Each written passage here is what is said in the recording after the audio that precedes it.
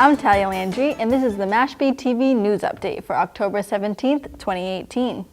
The Mashpee High School gym was overflowing Monday as residents came out for the annual town meeting. The high turnout was due to several controversial items on the warrant.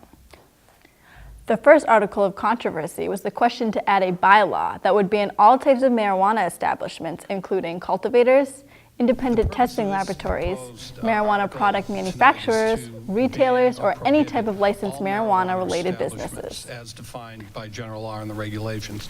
A marijuana establishment which would be banned if this article passes. If we don't prohibit it, do we have the opportunity to look at a place that manufactures or cultivates marijuana but doesn't actually establish a pot shop in this town?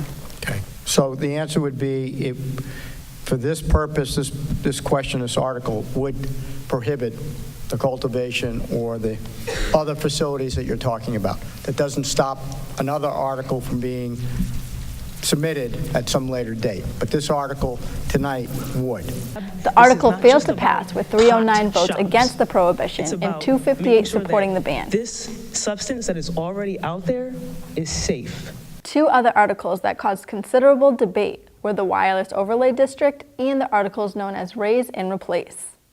Both of these issues have been discussed at length in recent planning board meetings.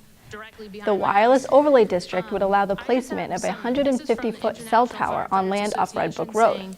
Residents were passionate on both sides of the issue. They oppose the use of stations for their base towers because of health concerns. I don't think it should be in any residence. I don't think it should be anywhere. The Raise and Replace article stated that no pre-existing, non-conforming single or two-family dwelling structures shall be torn down and rebuilt on any lot unless there is an issuance of a special permit from the Zoning Board of Appeals. This article passed. Other articles that passed were a sign enforcement bylaw that allows the building inspector to impose fines for any signage that violates zoning bylaws.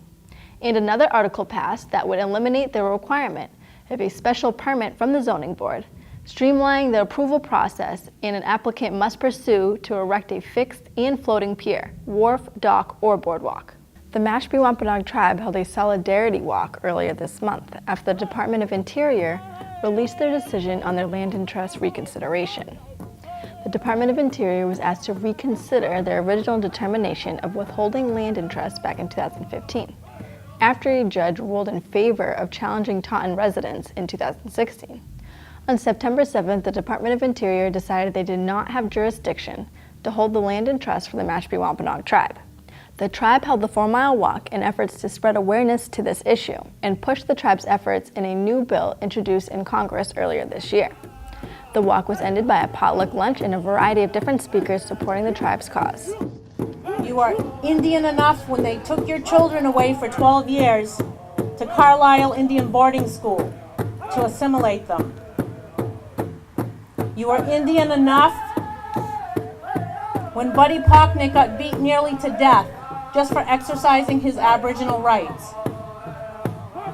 You are Indian enough when David Hendricks was shot to death by a police officer basically for being an Indian. You are Indian enough when they said we recognize you as a historic government. And when they try to tell you they're taking your sovereignty, you're Indian enough to stand on your own 2 feet and not take that shit laying down. You are Indian enough, is what I'm here to tell you.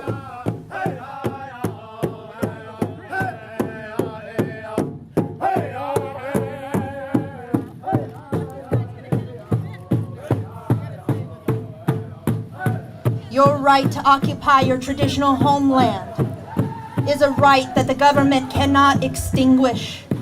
For how can they extinguish something that they did not create?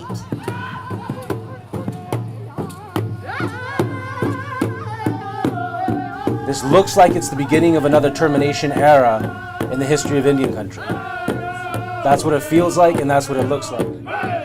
If they can do this to one of the most well-documented tribes in America, they can do this to any tribe.